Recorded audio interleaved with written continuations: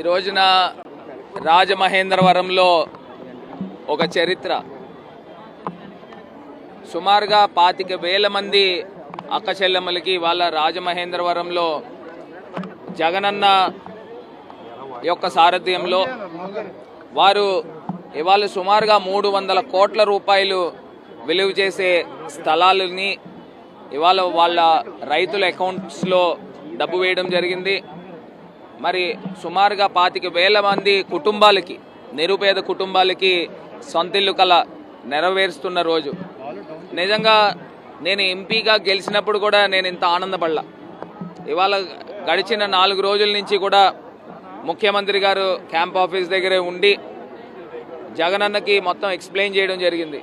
గతంలో తెలుగుదేశం పార్టీ మీరు రాష్ట్రమంతా కూడా 30 లక్షల మంది పైనే ఇళ్ల స్థలాలు ఇచ్చారన్న, కేవలం ఇక్కడ రాజమహేంద్రవరం సిటీ రూరల్కి సంబంధించి తెలుగుదేశం పార్టీ ఇక్కడ ఎమ్మెల్యేలు ఉండడం వలన వాళ్ళు హైకోర్టులను ఆశ్రయించి మరి కేసులు పెట్టి తీసుకురావడం జరిగింది.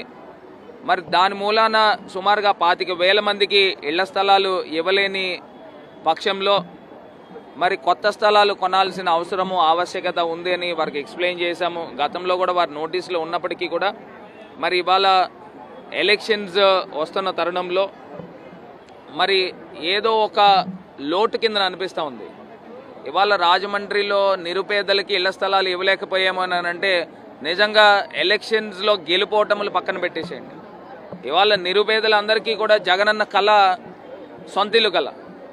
ఆ సొంతిల్లు కళ నెరవేర్చడము నా బాధ్యత. ఇవాళ మీరు రాజమహేంద్రవరానికి ఎమ్మెల్యేగా అవకాశం కల్పించబోతా ఉన్నారు. మరి నేను ఖచ్చితంగా రాజమహేంద్రవరం అక్కా చెల్లెమ్మలకి, నిరుపేదలైన అక్కా చెల్లెమ్మలకి సొంతిల్లు కళ నెరవేర్చాలి. ఇది నా బాధ్యతగా నేను తీసుకొని గడిచిన 4 రోజుల నుంచి కూడా మరి ఎక్స్ప్లెయిన్ చేసి మరి ఇవాళ ఈ 300 కోట్లు సుమారుగా వారి రైతుల ఖాతాల్లోకి వెళ్ళింది. ఇవాళ రాత్రి ఎంత సమయం అయినప్పటికీ కూడా వీళ్ళందరికీ కూడా స్థలాలు ఎక్కడెక్కడ ఇచ్చామో అనేది పట్టాలు ఇచ్చి వాళ్ళకి మరి రాబోయే రోజుల్లో అధికారులు వారికి స్థలాలు ఎక్కడెక్కడ అందినయి దాన్ని లేఅవుట్లు చేయడం అయితే కానివ్వండి, డ్రైన్లు కట్టించడం అయితే కానివ్వండి, రోడ్లు కట్టించడం అయితే కానివ్వండి, ప్రధానమంత్రి ఆవాస్ యోజన దగ్గర నుంచి సుమారుగా 1,80,000 రూపాయలు వారికి ఉచితంగా డబ్బులు ఇప్పించి వాళ్ళకి సొంతిల్లు కల్లా నెరవేరుస్తామని కూడా ఈ సందర్భంగా మరి తెలియపరుస్తూ, మరి ఎన్ని కుట్రలు కుతంత్రాలు పన్నిన తెలుగుదేశం పార్టీ ఇప్పటికైనా బుద్ధి తెచ్చుకోండి. వాళ్ళ స్థలాలు ఎవరు ఇచ్చేవాళ్ళనా ఇవ్వనెవరు, ఎలక్షన్ స్టంట్ అని చెప్తా ఉన్నారు. ఇప్పుడు ఎక్కడో మనము తీసుకొచ్చి బూరికపూడి దగ్గర కొంత స్థలము సుమారుగా కొని ఉన్నాము. ఎక్కడెక్కడైనా కొంత స్థలంలో కొంత ముంపు ప్రాంతం ఉంటే ఉండొచ్చు కాక. ఇప్పుడు మన గోదావరి జిల్లాలో ఎక్కడైనా కానీ బ్లాక్ కాటన్ సాయిల్ ఉంటుంది, కొంత ముంపు ప్రాంతం ఉంటుంది. కొంత ముంపు ప్రాంతం ఉంటే దాన్ని సెపరేట్ చేసుకుని మిగతా భూమి కూడా ఉపయోగపడే భూమి ఉంది. ఆ భూమిలో మనం స్థలాలు ఇచ్చుకుంటూ మరి కొత్త స్థలాలు కూడా తీసుకుని చేయాలనేది ప్రభుత్వం తాలూకా ఆలోచన. ఈ తెలుగుదేశం పార్టీ వాళ్ళు ఏం చేశారు, హైకోర్టులను ఆశ్రయించారు, స్థలాలు ఇవ్వనివ్వకుండా అడ్డుకునే ప్రయత్నం చేశారు. మరి గడిచిన ఈ 4 సంవత్సరాల్లో మీరు హైకోర్టుకి వెళ్ళి ఉండకపోయి ఉంటే ఇవాళ అవి ఎక్కడైతే ముంపుకు గురవుతా ఉన్నాయో అక్కడ మనం తీసుకుని వచ్చి కంబాల్ చెరువు తరహాలో వాటర్ హార్వెస్టింగ్ పాయింట్స్ పెడతాం, rain water harvesting point, proper లేఅవుట్లు చేస్తాం. లేఅవుట్లు చేసి ఇవన్నీ కూడా సర్వాంగ సుందరంగా తీర్చిదిద్ది రాజమండ్రి ప్రజలకి అందించేవాళ్ళం. అవి అందనివ్వకోకుండా అడ్డుకున్న వ్యక్తులు ఈ తెలుగుదేశం పార్టీ వాళ్ళు. నేను ఇవాళ అభివర్ణిస్తూ ఉన్నా, వాళ్ళు రాజమండ్రి ప్రజలకి ద్రోహులుగా నేను అభివర్ణిస్తూ ఉన్నా. వాళ్ళ చేయలేదు. పోనీ గడిచిన ఇన్ని సంవత్సరాల్లో చంద్రబాబు నాయుడు గారు 14 సంవత్సరాలు ముఖ్యమంత్రి కింద ఉన్న ఈ తరుణంలో మీరు ఎన్ని వేల ఇల్లులు రాజమండ్రి ప్రజలకు ఇచ్చారని ఇవాళ సూటిగా ప్రశ్నిస్తూ ఉన్నా. వీళ్ళు టిట్కో ఇల్లులు నాకు తెలిసి 5,000 ఇల్లులు కూడా గాల్లో మేడలు కట్టే విధంగా అక్కడ తీసుకొచ్చి బిల్డింగ్లు కన్స్ట్రక్షన్ కాల, ఏదో అడపాదడపా కొన్ని స్లాబ్లు వేశారు. ఆ స్లాబ్ల మీద మీరు లేఅవుట్ల కింద చూపించేసి వాళ్ళకి ఇచ్చేశారు. మీరు ముఖ్యమంత్రి కిందన దిగిపోతున్న టైంలో చంద్రబాబు నాయుడు గారు 100 కోట్ల రూపాయల ఖజానాలు ఉంచారు. మరి టిట్కోలకి సంబంధించి డబ్బు ఎక్కడి నుంచి తీసుకొచ్చారు? మరి ప్రభుత్వం కాదా డబ్బు తీసుకొని వచ్చి టిట్కో ఇల్లులు కంప్లీట్ చేసింది? అవి కూడా ఏవైతే సుమారుగా 3,000 ఇల్లులు ఉన్నాయి ఆ ఇల్లులు కూడా రేపు ఉదయం 9 గంటలకల్లా ఆ టిట్కో బెనిఫిషరీస్ కూడా రేపు ఇళ్ల స్థలాలు వాళ్ళకి ఇవ్వబోతా ఉన్నాం. ఇవాళ మేము ఏదైనా ఒక సంకల్పం ఉందనంటే ఆ సంకల్పంలో పేద ప్రజలు ఉంటారు. ఆ పేద ప్రజల యొక్క సంఖ్యలు తెంచి ఇవాళ వాళ్ళందరినీ కూడా లక్షాధికారులు చేసే రోజు అని కూడా ఈ సందర్భంగా లక్షవారం పూట ఆడపడుచులందరికీ కూడా లక్షాధికారులు చేసే విధంగా మరి ఇవాళ ముందుకు వెళ్తా ఉన్నాం. సో రాజమండ్రిని ఏ రకంగా అయితే సర్వాంగ సుందరంగా తీర్చిదిద్దామో అదే తరహాలో ఇక్కడ ఎవరికైతే ఈ మహిళలకు అందరికీ కూడా స్థలాలు ఇస్తా ఉన్నామో ఆ లేఅవుట్లను కూడా అదే తరహాలో చేసి చూపిస్తామని కూడా ఈ సందర్భంగా తెలియపరుస్తూ మరి ఇవాళ గౌరవ ముఖ్యమంత్రి జగన్మోహన్ రెడ్డి గారికి ఎప్పుడు కూడా ఆ జన్మాంతం ఎప్పుడు రుణపడి ఉంటానని కూడా ఈ సందర్భంగా తెలియపరుస్తున్నాను. ఇవాళ గడిచిన 4 రోజుల క్రితం మనం చూసాం మహిళ పాపము గీతాంజలి అనే ఒక మహిళ ఆవిడకి సొంత ఇల్లు కల నెరవేరింది.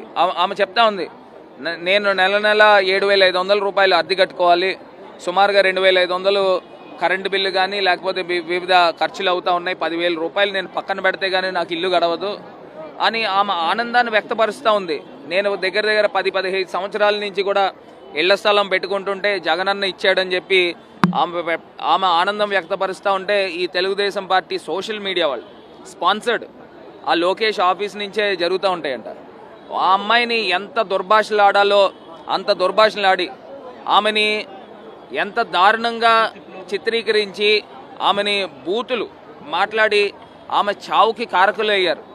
మరి అలాంటి వ్యక్తుల్ని ఇవాళ సమాజంలో ఉపేక్షించాలా అని అడుగుతా ఉన్నా. ఈ Telugu Desam party sponsored social media ఆ అమ్మాయి నిజంగా చావు కారకులైన వాళ్ళని అందరినీ కూడా స్ట్రింజెంట్ లాస్ తీసుకొచ్చి సెక్షన్స్ కట్టి వాళ్ళందరినీ కూడా అరెస్ట్ చేయాలి. మళ్ళీ ఇలాంటి ఘటన ఇంకొకటి పునరావృతం కాకుండా ఉండే విధంగా చర్యలు తీసుకోవాలి. మరి ఇవాళ అదే తరహాలో ఇవాళ రాజమహేంద్రవరంలో 25,000 మంది మహిళలు వాళ్ళు సొంత ఇల్లు కల్లా నెరవేరుతా ఉందే, దీనికి ఏం సమాధానం చెప్తారు? గతంలో వీళ్ళ ఏం చేయలేకపోయారు. ఇవాళ మేము ఇస్తూ ఉంటే దానిపైన ఏడుపులు ఏడుస్తూ ఉన్నారు. ఎలక్షన్ స్టంట్ అంటారు, లేదా దాన్ని ఎందుకు పనికిరాదని అంటారు. నేను ఇవాళ చెప్తా ఉన్నా, 300 కోట్ల రూపాయలు సుమారుగా రైతుల ఖాతాల్లోకి డబ్బు వేసిన తర్వాత మరి ఆ భూములు పేద ప్రజలకు ఇవ్వకపోతే ఏం చేస్తామండి? మీరా ఖాళీ కాగితాలు అక్కడ మీ దగ్గర ఖజానాలో డబ్బు లేదు, గతంలో జీవోల మీద జీవోలు ఇచ్చేశారు, ఎందుకు పనికిరాని. ఇవాళ డబ్బు రైతుల ఖాతాల్లో వేసి ఆ పలానా చోట వీళ్ళకి ఈ స్థలం అందుతుంది అని చెప్పి కూడా ప్లాట్లు వేసాం. రేపు రాబోయే 4-5 రోజుల్లో మొత్తం ఆ స్థలం అంతా కూడా చదును చేసి అక్కడ ప్లాటింగ్ వేసి వాళ్ళందరికీ కూడా ఇళ్ల స్థలాలు ఇవ్వబోతా ఉన్నాం. ఇది మేము చేసిన ఘనత. పేద ప్రజలు నిరుపేదలు అందరికీ కూడా సొంతిల్లు కల నెరవేరుస్తున్న రోజు ఇవాళ రాజమహేంద్రవరంలో చాలా ఆనందం అనిపిస్తుందని కూడా ఈ సందర్భంగా తెలియపరుస్తున్నాను. నేను ఒకటే అడుగుతా ఉన్నానండి, ఇప్పుడు పవన్ కళ్యాణ్ గారు మరి ఈయనకి ట్రాన్స్ఫర్ అని అడుగుతా ఉన్నా. చంద్రబాబు నాయుడు గారు చెప్పారు కదా, మరి గతంలో పవన్ కళ్యాణ్ గారు ఎక్కడ ఉంటున్నారండి? హైదరాబాద్లో ఉంటున్నారు. ఆయన గతంలో పోటీ చేసింది వైజాగ్, ఇంకొకటి భీమవరము, ఇప్పుడేమో పిఠాపురము. మరి ఒక సీటైనా ఇంకేమన్నా పోటీ చేస్తూ ఉన్నారా? మరి వీళ్ళకి ట్రాన్స్ఫర్లు లేవా? ఇవాళ మా గీతం ఉంది, మా వంగా గీత గారు సీనియర్ మోస్ట్ లీడర్, ఆమె పోటీ చేస్తూ ఉంది. మరి గతంలో మీరు ఒక్కసారి గుర్తుకు తెచ్చుకోవాలి, భీమవరంలో వైజాగ్లో ఏ రకమైన చేదు అనుభవం ఉందో ఇవాళ మీకు మళ్ళీ అది పునరావృతం అవుతుందని కూడా ఈ సందర్భంగా తెలియపరుస్తున్నాను. ఇది కాకుండా మీరు గుడ్డిగా చంద్రబాబు నాయుడు గారిని నమ్ముతూ ఉన్నారు. చంద్రబాబు నాయుడు గారు మీ పార్టీలోకి మనుషులు పంపిస్తూ ఉన్నారు. అటు భీమవరంలో పంపించారు, తిరుపతిలో పంపించారు, మళ్ళీ మీరు తీసుకెళ్ళి ఎమ్మెల్యే సీట్లు ఇస్తూ ఉన్నారు. అంటే ప్రజలు అర్థమవుతూ ఉన్నాయి. తెలుగుదేశం పార్టీ నుంచి జనసేనలో జాయిన్ అవ్వడం ఏంటండి? వీళ్ళు ముగ్గురు ఒకటే కదా. ముగ్గురు ఒకటే అయినప్పుడు తెలుగుదేశం నుంచి జనసేనలోకి వెళ్ళడం ఏంటి? జనసేన నుంచి టికెట్ తెచ్చుకోవడం ఏంటి? అంటే జన సైనికులందరినీ కూడా మరి ఏ రకంగా ఫూల్స్ చేస్తూ ఉన్నారో ఒక్కసారి వాళ్ళు కూడా గమనించాలి. ఇది కాకుండా గతంలో మీ అన్నయ్య గారు ప్రజారాజ్యం పార్టీ పెట్టినప్పుడు మరి ఏ రకంగా అవహేళన చేశారు? ఈనాడులోను ఆంధ్రజ్యోతిలోను జెండా పీకేద్దామని. సేమ్ మళ్ళీ మీకు ఎలక్షన్స్ అయిన తర్వాత ఈ చంద్రబాబు నాయుడు గారు మొత్తం యూజ్ అండ్ త్రో పని అయిపోయింది కాబట్టి మిమ్మల్ని కూడా అదే తరహాలో ఆయన కూడా చేస్తారు. అది కూడా ఒక్కసారి ముందు వెనక ఆలోచన చేసుకుని మరి మిమ్మల్ని నమ్ముకున్న ఇంతమంది ఫ్యాన్స్ ఉన్నారు, వాళ్ళందరినీ కూడా అన్యాయం చేయకుండా మీ బాధ్యత మీరు వహించాలని కూడా చిన్న హితవు పలుకుతాం. పిఠాపురం నుంచి వర్మ టీడీపీ క్యాండిడేట్ ఇండిపెండెంట్ గా పోటీ చేసే అవుతున్నారు. దీన్ని ఎలా చూడాలి? అంటే ఆయన నిలబడతారు, పవన్ కళ్యాణ్ ఓడించినట్టు ఏంటి? ఇప్పుడు నేను అదే చెప్తున్నా, ఇప్పుడు పార్టీని నమ్ముకుని దగ్గర దగ్గర ఎన్నో సంవత్సరాల నుంచి పార్టీని నమ్ముకుని నాయకుడిని నమ్ముకుని ఉన్నవాళ్ళు, ఆయన ఇండిపెండెంట్గానే ఆయన వర్మ గారు గెలిచినట్టున్నారు గతంలో. మరి అంత ప్రజాదరణ ఉన్న వ్యక్తిని పక్కన పెట్టి మరి అక్కడికి ఇస్తే ప్రజలు ఏ రకంగా యాక్సెప్ట్ చేస్తారనేది కూడా ఒకసారి ఆలోచన చేయాలి. అంటే తెలుగుదేశం పార్టీ మరి నాకు ఒక రకంగా అయితే నేను అర్థం చేసుకుంటున్నాను, ఎందుకంటే చంద్రబాబు నాయుడు గారిని చాలా సంవత్సరాల నుంచి చూస్తున్నాం కాబట్టి పవన్ కళ్యాణ్ గారిని ఓడించడానికి ఈయన ఇండిపెండెంట్ పెట్టినా పెట్టచ్చేమో, అది కూడా ఉంది, ఆ యాంగిల్ కూడా ఉంది. ఒకసారి దీన్ని లోతుగా వాళ్లే పరిశీలించుకోవాలి. ఇప్పుడు మేము ఒక రాజకీయ పార్టీగా మా అభిప్రాయం మేము చెప్తాం. ఇప్పుడు ఓడించడానికి ఆయనే దింపుతున్నాడు అనేది అది కూడా అవగాహన చేసుకోవాలని కూడా వారికి తెలియపరుస్తుంది.